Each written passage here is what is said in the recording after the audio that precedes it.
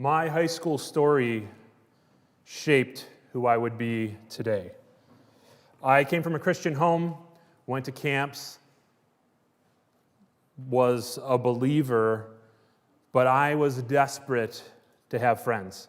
I was desperate and desired to be popular above all else. I would have probably done anything to be popular when I was in high school. Unfortunately, that didn't happen. I didn't make the basketball team. I wasn't allowed to play football. I tried to play hockey and did okay with that, but it wasn't the cool sport in Lower Michigan as it is up here. And despite really desiring to be popular, I found a place.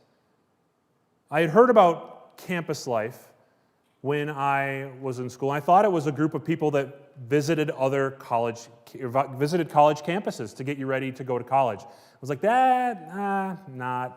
not really interested. And so I didn't go until a couple friends finally invited me, hey, you should come to this thing. I mean, I know you're a Christian. I think you're going to have a lot of fun. I was like, okay, I'll give it a try. And I had a blast. I never missed campus life after that. It gave me a place where I could belong. Now, did I become super popular because of campus life? No. But I found a place where I could be me.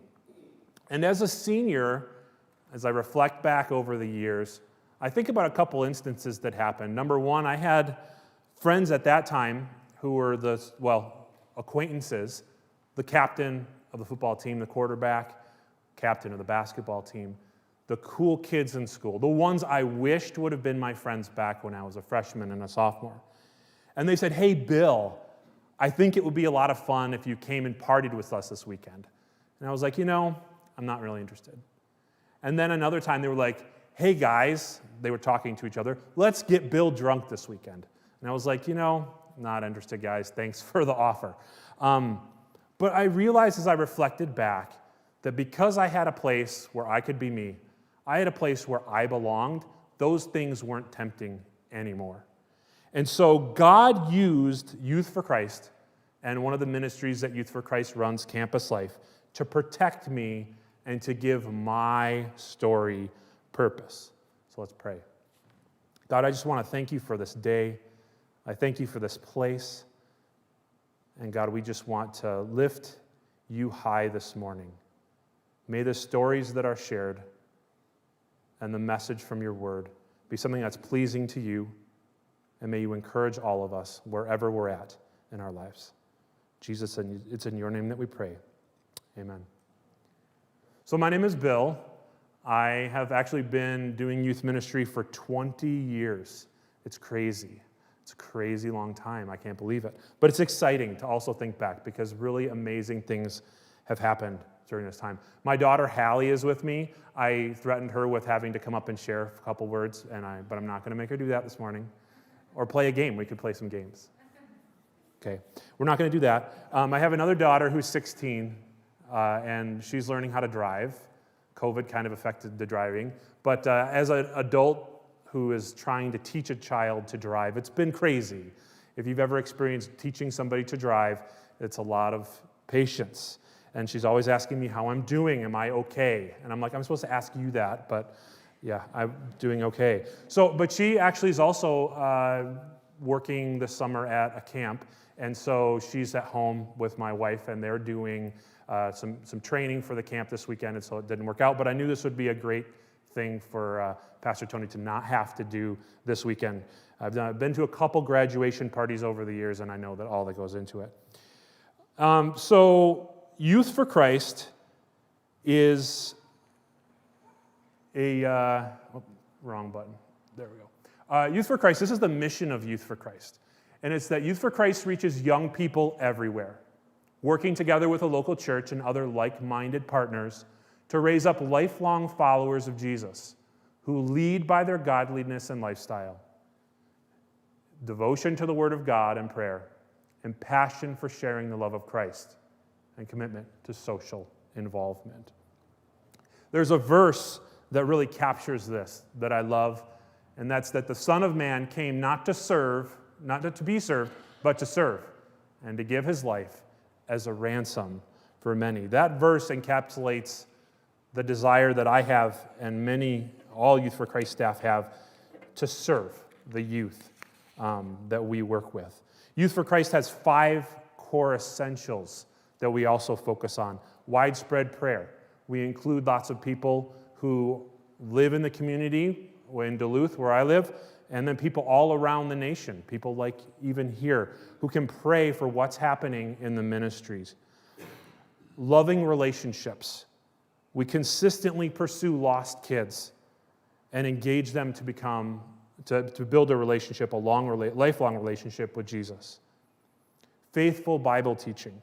We accurately handle biblical truth, regularly coaching kids to apply it to their lives.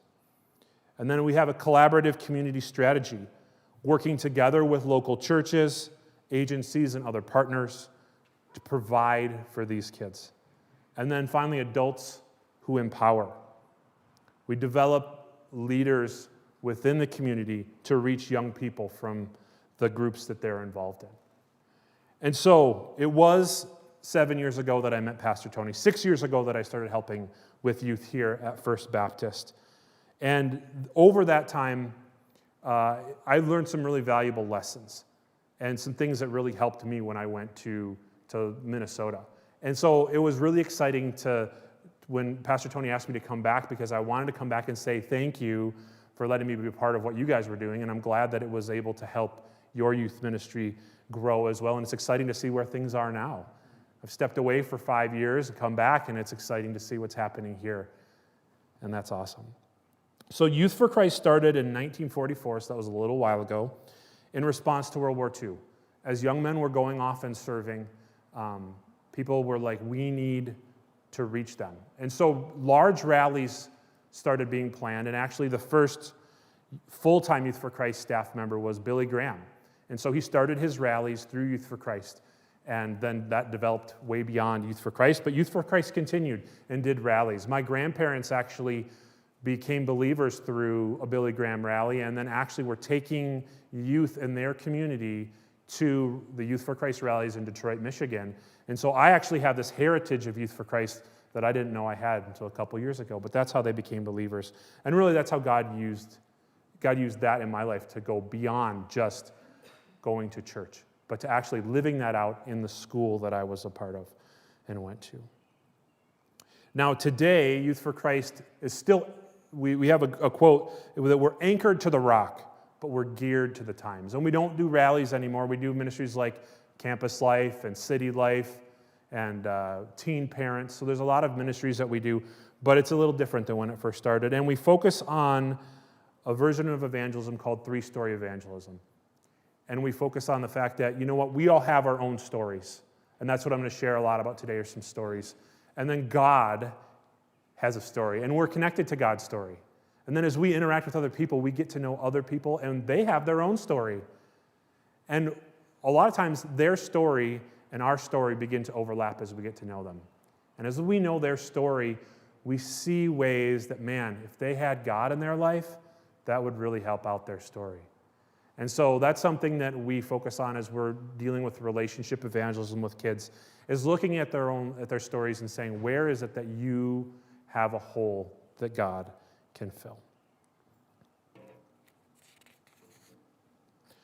So, what is campus life? There's a couple people in this room that have experience with what campus life is, because they've been there. But students ask me that, and I say, it's really hard to describe what campus life is. And during this 20 years, God has shown me that He continues to use campus life to reach kids. We play wild and crazy games. We have discussions about issues that matter, and we focus on God's truth throughout all of it. I've had many students say, sometimes at church, not this church, sometimes at church, I struggle understanding the message. But when I come to campus life, it's spoken in a way that I can understand. And that's what we try to do. We look at the issues that students face, and we deal with them. A place to learn about what God has to say about the things that students are facing on a daily basis. And most importantly, campus life is a place where students meet Jesus. There was a student that I knew named Jamie, and God gave life to Jamie's story through campus life. I met her when she was a sophomore, and she was honestly the most shy student I've ever known in my entire life. I could barely get her to say hi. But she started coming to our campus life group when it was in Houghton. I saw God work in her life and completely change her. As a junior, I was letting the students know a week in advance that we were going to be talking about alcohol the following week. And she came up to me after the meeting and said, "I want to say something." And I was like, Hi, again, my name is Bill, and you would like to say something at this group, even though you sit in a chair and don't talk and sometimes don't play games. Okay, what do you want to share? And she got in front of the whole group and shared about a painful situation that happened in her family, a family member in alcohol. And it was amazing that she had so much care for the students that were in the group with her, that she wanted to be up front and share that. And as a senior, I asked Jamie to get in front of the whole group, and at that time our group had grown and it was about 40 students, to get up in front of that group of people and to share what campus life meant to her. So this is what she shared. She told the group, "I found campus life as a place that I can be myself. I can act like I normally would. You won't see that from me in school. At campus life, we do a lot of fun things, and everything we talk about has highly influenced me and made a huge difference in my life." That summer after Jamie graduated, I talked with her a couple months later, and she said that she was getting baptized and that she was becoming a member of a church that her family would go to on Christmas and Easter. And she started regularly attending the church that church that she had gone to. It was such a happy moment for me to see the evidence of the life that God had been growing in Jamie over that time while I had knew her while she was in high school. It was 4 years of growth that happened, and it was amazing to see how God used that relationship to grow her. So after 15 years of doing ministry here in the Copper Country and living over on Willow Avenue, my family moved to Duluth, Minnesota. And there I run a campus life group down in Barnum, Minnesota, which is just down 35 from Duluth, if you're ever there. And I also mentor some other Youth for Christ staff.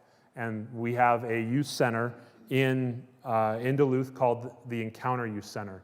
And there's a giant skate park in the basement, super cool. So, the kids were always like, "Hey, do you skateboard?" And I'm like, I never have. And when I was there for being there for a week, I successfully tripped and fell down a ramp and had a big old bruise on my back. And so that was the extent of my skateboarding.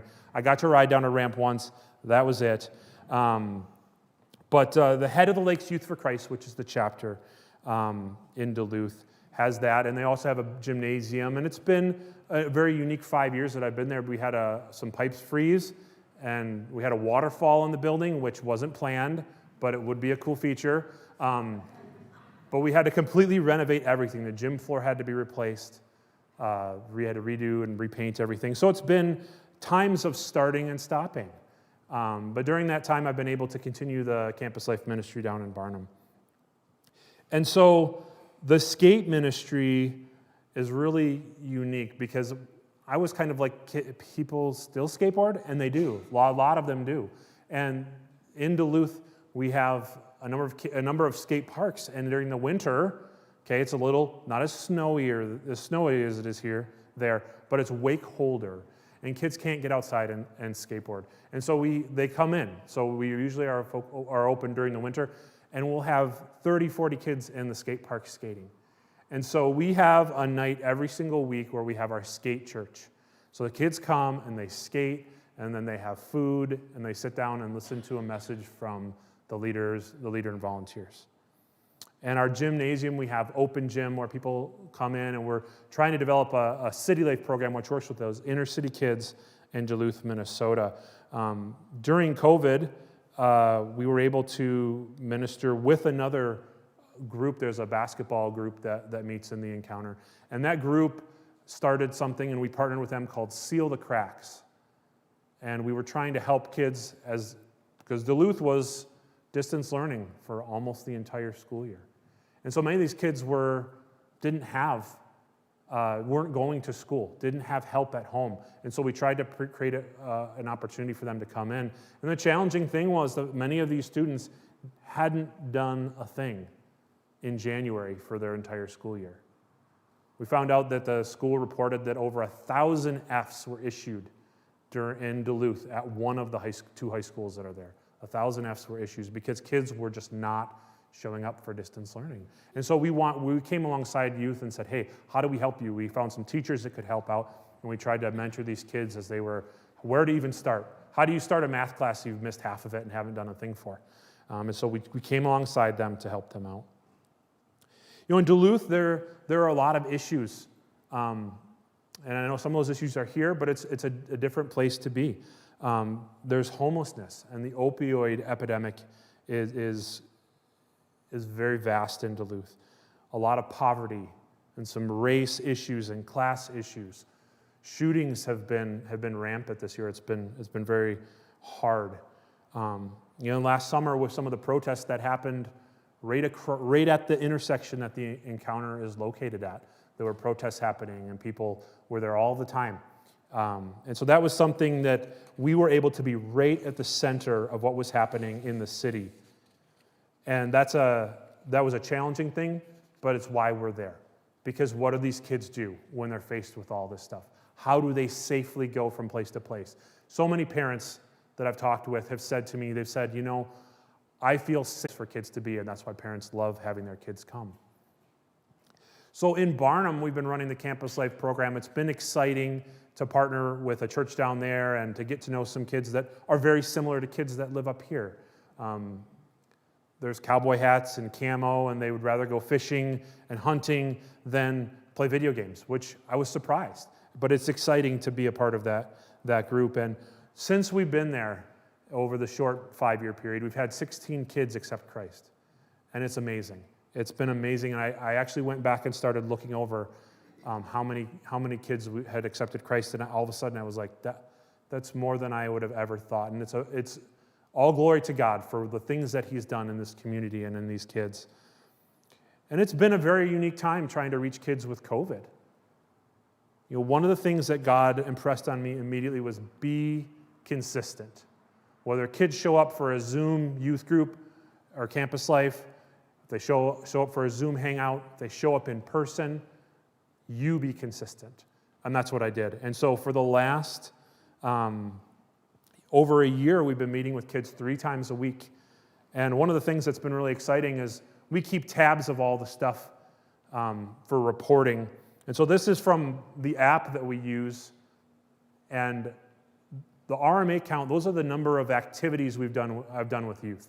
And so over that last time, over this COVID time this year, I've met with youth and done activities 185 times. And we've had attendance of over 1,000 kids. It's been amazing. And actually our student count, because of this last week, we had 2 new kids show up, is 41. 41 kids have actually participated over that COVID time. And that's exciting when the graduating class of Barnum High School was 50 kids this year. And so God has been really faithful in the time and energy that we've been putting forward. COVID, as I talked with Gabe and kind of his experience yesterday about COVID, it seemed like it was very similar there. This spring, the baseball and softball teams, one of the coaches had COVID, and so both teams had to shut down. They couldn't practice. They couldn't play some of their games.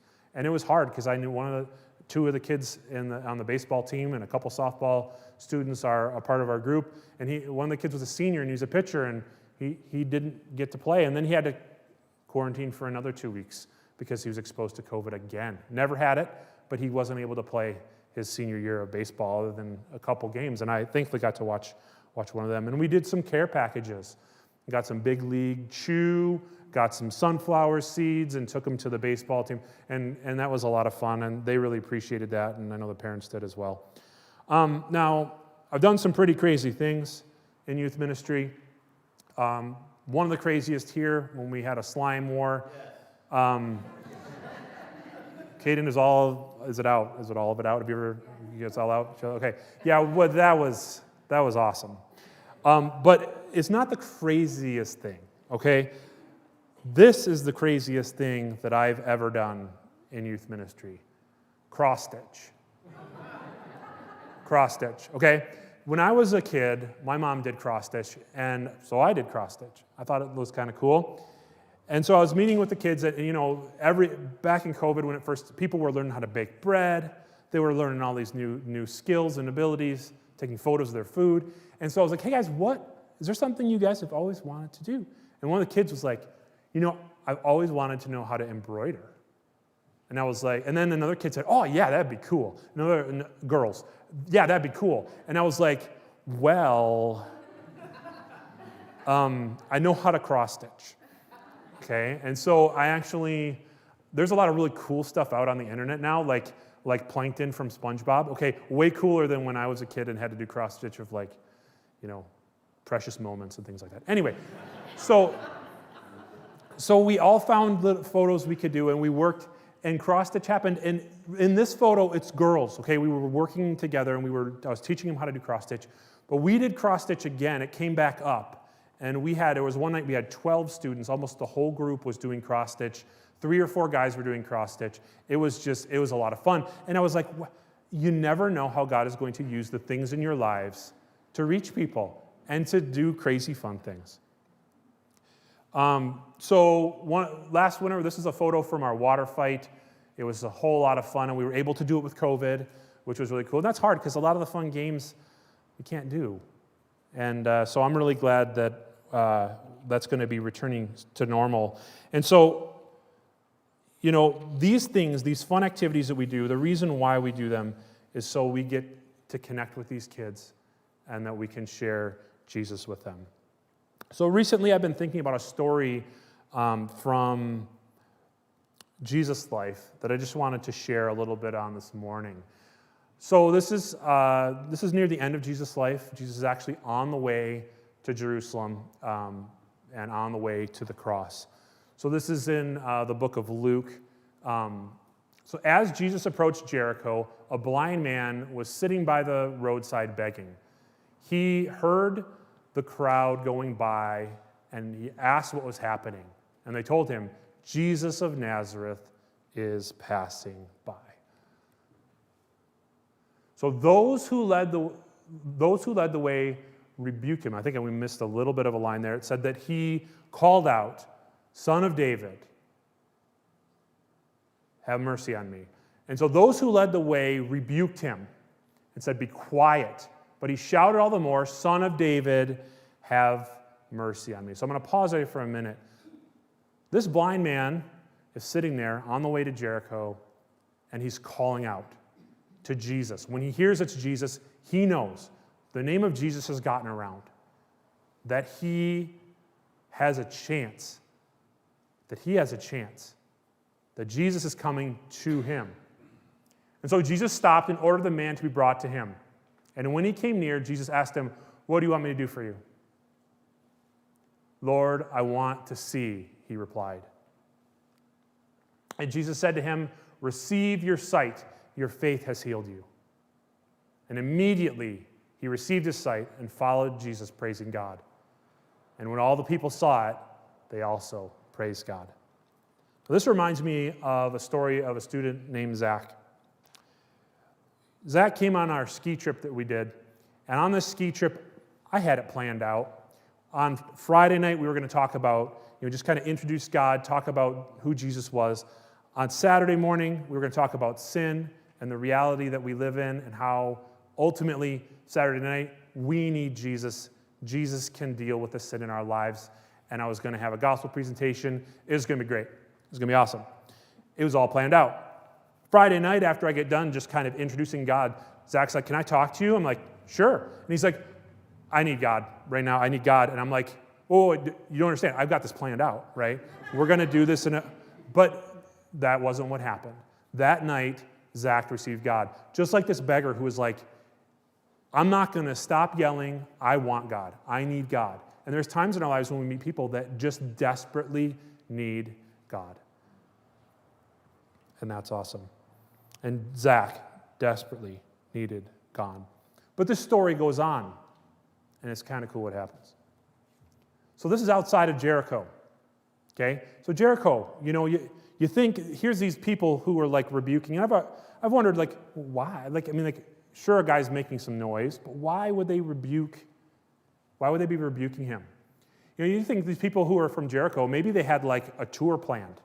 Okay? You think Jericho, that's a big time like history there. Like, here's the walls, that's where they were, Here's where Rahab used to live, like she lived there, and actually Rahab is like Jesus' great-great-great-great-grandma, right? And so these things he could have shown. This is where the Israelites camped out. This is where they walked. Like they could have shown him. They could have been like, Jesus, you got to check this stuff out. Our town is lit. Super cool, right?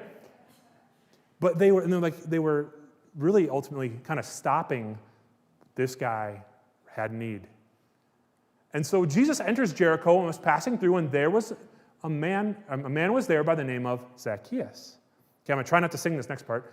He was a chief tax collector, was wealthy. He wanted to see who Jesus was, but because he was short, he couldn't see over the crowd, so he ran ahead and climbed a sycamore fig tree to see him, since Jesus was coming that way.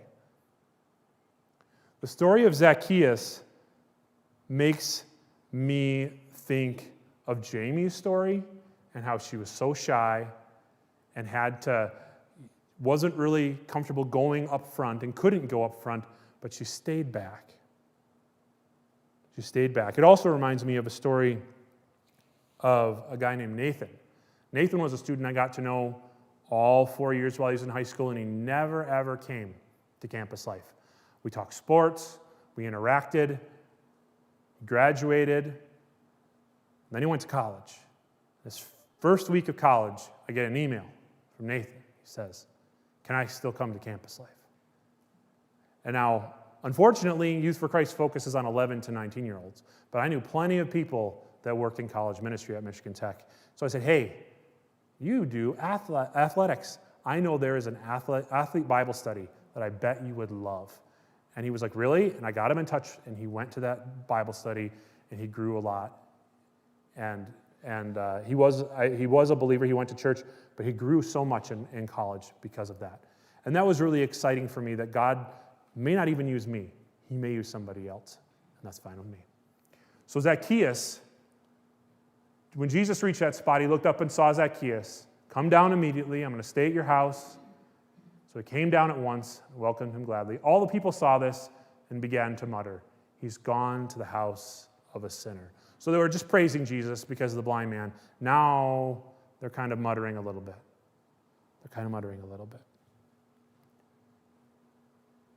So Zacchaeus stood up and said,